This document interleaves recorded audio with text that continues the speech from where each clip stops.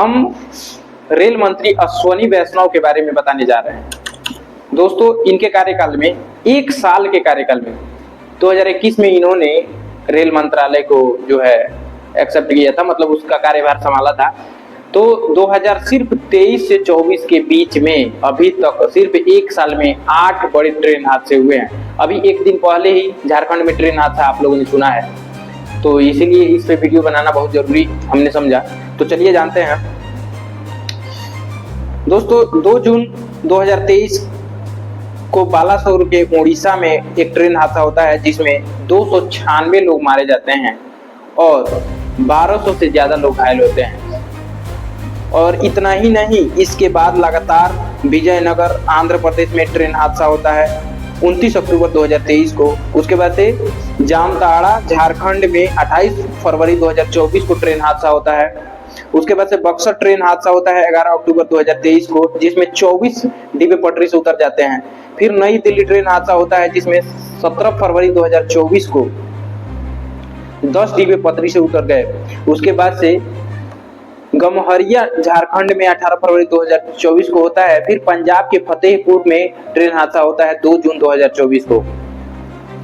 और फिर एक दिन पहले आप लोगों ने सुना ही है कि झारखंड में इतना भीषण ट्रेन हादसा हुआ है जिसमें काफी लोग मारे गए हैं और हजारों लोग लगभग घायल हो चुके हैं। तो चलिए हम जानते हैं कि आखिर ये अश्विनी वैष्णव है कौन, रेल मंत्री जो है, आखिर इनकी शिक्षा कहाँ से प्राप्त हुई, इसके बारे में जानेंगे। और ये इसके पहले क्या थे और अभी जो है इन पे कितना मंत्रालय का कार्यभार है।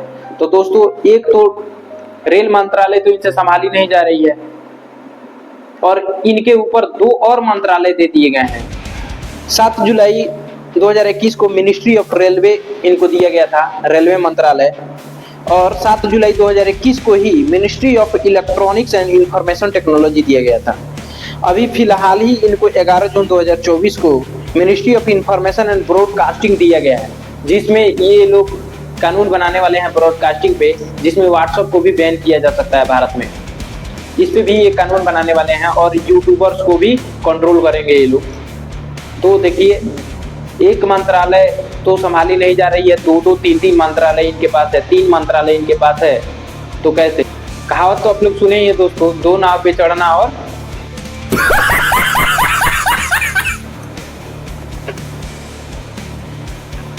तो चलिए जानते हैं अश्विनी वैष्णव के बारे में, इनके शिक्षा के बारे में और इनके करियर के बारे में अभी तक का। दोस्तों, ये MBM इंजीनियरिंग कॉलेज जोधपुर से 1991 में इंजीनियरिंग करते हैं। उसके बाद से IIT कानपुर से MTech करते हैं। उसके बाद 1994 में ये सिविल सर्विस एग्जाम क्वालिफाई करते हैं और IAS इनको मिलता है।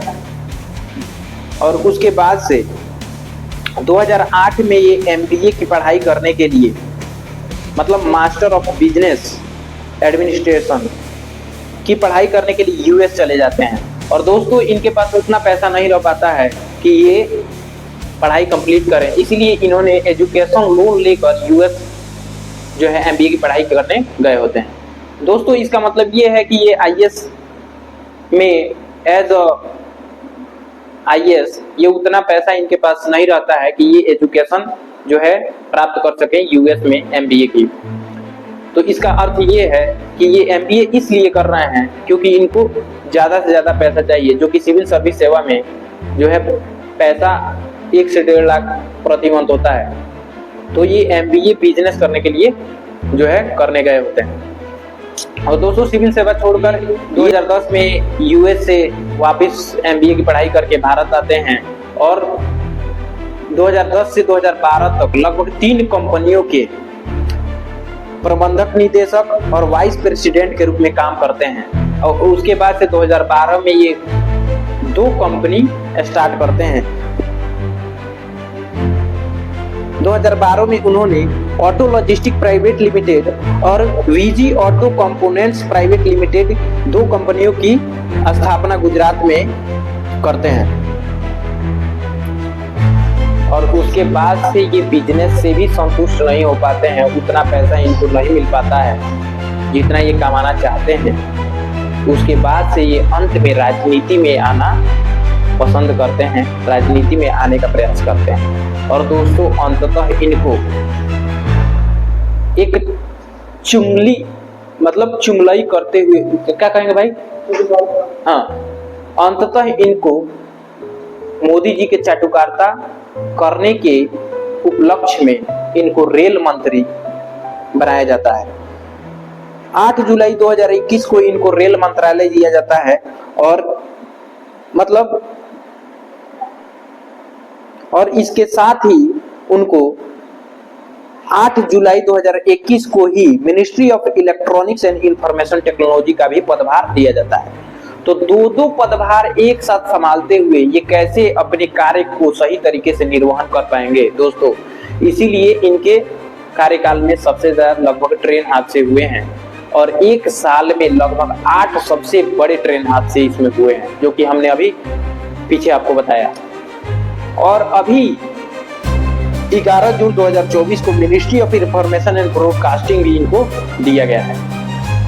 तो बताइए, एक व्यक्ति 3 मंत्रालय चला रहा है और तीनों मंत्रालय के भत्ते इनको मिलते होंगे, तीनों मंत्रालय के पैसे इनको मिलते होंगे, ऐसा तो नहीं है। तो सोचिए ये व्यक्ति पैसे का कितना,